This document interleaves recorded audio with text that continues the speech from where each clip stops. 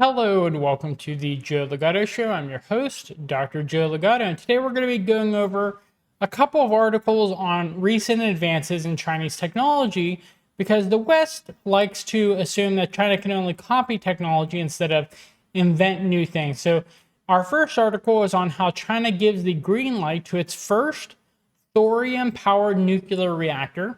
And this technology has several advantages over uranium reactors, including better safety, reduced waste, improved efficiency, fuel efficiency, and suitability for use in arid areas. And so China is making sure that it has technology that can be beneficial for the many different temperatures, climates within its country. Thorium MSRs are an advanced type of nuclear technology that uses liquid fuels, typically molten salt, as both a fuel and a coolant. They offer several advantages, which we just talked about. Thorium is also a more abundant resource compared with uranium, and China has significant thorium reserves. The reactor is a significant achievement for China's nuclear energy sector. So China is trying to be energy independent as much as possible. And according to experts in China's nuclear industry who asked not to be named because they were not authorized to speak to the media, they said it showed the country's progress in developing and deploying advanced nuclear technologies and positioned China as a potential leader in thorium reactor technology. Okay, so there's a follow-up project that the Shanghai Institute launched, a small-scale modular thorium molten salt reactor research facility at the same desert site to advance the technology and address technical challenges. Small-scale modular reactors offer several benefits: flexibility, safety, cost-effectiveness. Okay. Previous attempts at this had failed, though, back in 2011. Construction started in 2018 for the actual factory that was successful. Okay, the reactor was expected to take 6 years to build, but scientists and engineers completed the work in about 3 years after the work went more smoothly than expected. Wow, that's really impressive. So in America, if you say something is going to take 6 years, it's probably never going to get done. If you say it's going to take 1 year, it'll actually take 5 years. So the fact that they got this reactor done in 3 years when it was actually expecting to take 6 years is a ridiculous accomplishment. That's so impressive. Because again, nothing is ahead of schedule in America. Okay, so they said that the facility meets the highest standards possible. And then they just go into some of the history about thorium reactors, which I'll let you review on your own time if you're interested. Okay, so from uranium to thorium, China is believed to have one of the largest thorium reserves in the world. The exact size of those reserves has not been publicly disclosed, but is estimated to be enough to meet the country's total energy need. Wow, this is impressive. It's enough to meet the country's total energy needs for more than 20,000 years. Okay, so China is really thinking about the long term right now in terms of building these thorium reactors, especially when it considers its focus on solar energy, its focus on electric vehicles, its focus on battery technology. Just so impressive to see how energy independent China is becoming. The abundance of the resource makes it an attractive option for China. I mean, obviously, the advantage is its flexibility in terms of its location. Molten salts can be used as coolant. Yeah, we already talked about that.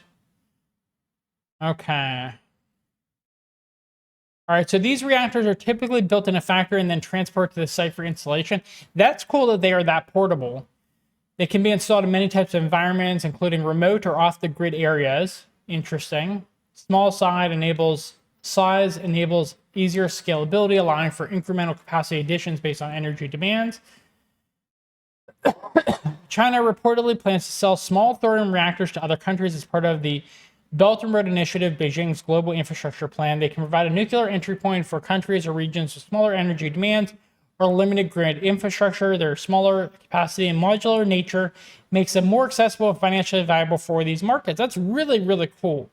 Okay, so we have, in terms of energy needs, China is making sure it's a sovereign nation.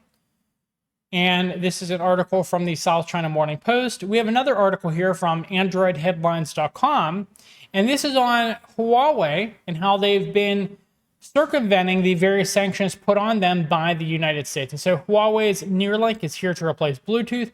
Huawei has recently unveiled its latest generation of short-range wireless connection technology called Neuralink. This new technology is way faster than Bluetooth and can be used as a standard connection technology for future devices. So a replacement for Bluetooth would be very nice. Despite being blacklisted by the United States government, Huawei is still coming up with innovations. The company was blocked from operating in some major Western countries over its suspicious ties with the Chinese government. That's a ridiculous way of putting this, suspicious ties with the Chinese government. I mean, at this point, everyone knows that Western countries have backdoors to Western technology. Companies have explicitly talked about this. The reason the West does not like Chinese technology is because Western intelligence community apparatus does not have backdoors to their technology. So actually, it's far safer to use Chinese technology versus use American technology. Huawei is one of the best-selling smartphones in its home country of China and plays an essential role in pushing China's technology industry forward. Huawei's new short-range wireless connection technology is said to be the result of collaborating with over 300 leading enterprises and institutions in China and abroad. Neuralink packs the benefits of traditional wireless technologies such as Bluetooth and Wi-Fi. Okay. The result is a technology connection that's much faster and more reliable. Huawei introduces Neuralink as the next generation of short-range wireless connection technology. So being a hybrid of Bluetooth and Wi-Fi has some advantages, is what they're saying. Okay, let's see at the statistics. If you had to compare them, according to the company's explanation, Neuralink is 6 times faster than conventional communication technologies and offers a 1/30th of the delay. Wow, that's really impressive to be that much better than Bluetooth.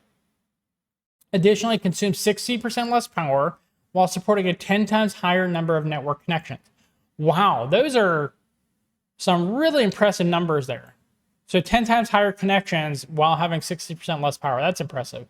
Business sectors like consumer electronics, smart homes, electric vehicles, and industrial smart manufacturing can benefit from Neuralink connectivity to a large extent. On paper, Neuralink's capabilities seem pretty impressive and promise a massive leap for the wireless industry. As for industrial use, Neuralink can provide lower latency, in addition to lower power consumption, wider coverage, and safer connection technologies to smartphones, PCs, and cars. Huawei is still banned from operating in the US and some EU markets given the current tensions between Western countries and China. It's so unlikely that Huawei could return to these markets anytime soon. Despite that, we can't turn a blind eye to the Huawei innovations like Neuralink, low-cost 5G equipment, or even Harmony OS, which I've talked about Harmony OS in another video. Okay, so this is impressive. I live in the Philippines now, so I'm going to have access to these Huawei smartphones that have Neuralink in the future. So I'm very excited about that. I feel very bad for Western countries that do not have access to this technology because America just simply does not innovate anymore. Harmony OS strives to offer a seamless experience to Huawei customers and fill the Android gap for them. Okay, so that's their own version of an operating system, and it's open source. Innovations like Neuralink can stoke interest in this novice operating system, but the fact is Harmony OS can never catch up with Android or iOS in terms of developers, community, availability of apps, etc. That's a ridiculous statement to make. So this is a Western source. Harmony OS can absolutely catch up in terms of the developers community, particularly because it is open source and it is able to have apps of its own. So China has a much bigger population. They have a ton of programmers on board for Harmony OS. So really ridiculous propaganda, and I would say copium from this Western source here. So those are our 2 articles, one on thorium reactors and another on Huawei's Neuralink. China is constantly innovating, constantly coming up with new ways to benefit its population, while the West stagnates and just focuses on bringing the furry community and transgender rights to the rest of the world. So different priorities for Western nations versus China. So that is our video for today. If you found this to be informative, please give us a thumbs up. It helps us in the algorithm. Please subscribe to our channel on both YouTube and Rumble for more content. Please leave a comment in the comment box below. Any questions, concerns, critiques you might have. Thank you for watching, and I hope you have a good rest of your day. Bye.